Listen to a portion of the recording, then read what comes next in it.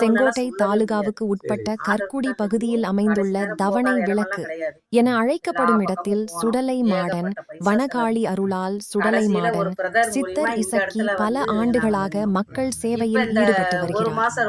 திருமணம், கடன் பிரச்சனை, தீராத நோய்கள், சொத்து தகராறு, கணவன் மனைவி பிரச்சனைகள், நோய் நொடிகள், பக்கவாதம் உள்ளிட்ட பல்வேறு சிக்கல்களுக்கு கடவுளின் உத்தரவு பேரில் இயற்கை முறையில் தீர்வு அளித்து வருவதாக கூறப்படுகிறது.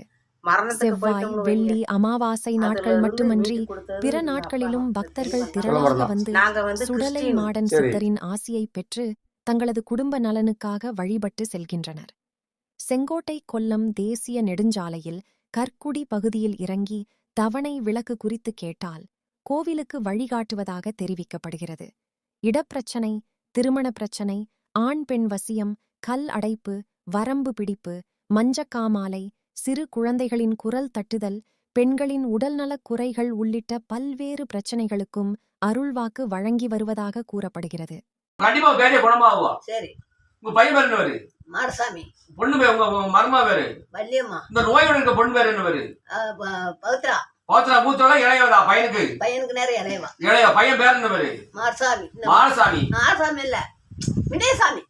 வினயசாமி எல்லாம் ஒண்ணுதான். மான மூணு எல்லாம் ஒண்ணுதான். ஆனா பையன் ஏன் தெரியும்? பையன் டாப் ஒரு அளவுக்கு உட்கார பவர் இருக்கு அவனுக்கு. சரி, ஆனா அவன் வந்து விஷயம் ஒண்ணுக்கு அவனுக்கு தெரியுதான். யாரு? அவன் வந்து தன்னுடைய உங்களுடைய இனத்தை விட்டு அடுத்ததுக்கு போறான்.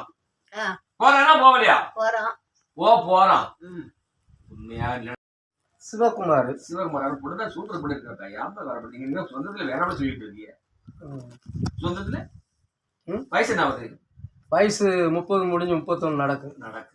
ஒண்ணு வந்த நல்ல பையன். பயம்லாம் மார்க்கு கம்மி தான். எல்லாமே நல்ல பையன் தான். பையனை பத்தி குறைச்சிக்கவே கிடையாது. பையன் சூப்பர் டைப். பையன் சூப்பர் டைப். எல்லா பொறுமையா உண்டு. எல்லா பொறுமையோட உண்டு. எல்லா திறமசாலியோட உண்டு.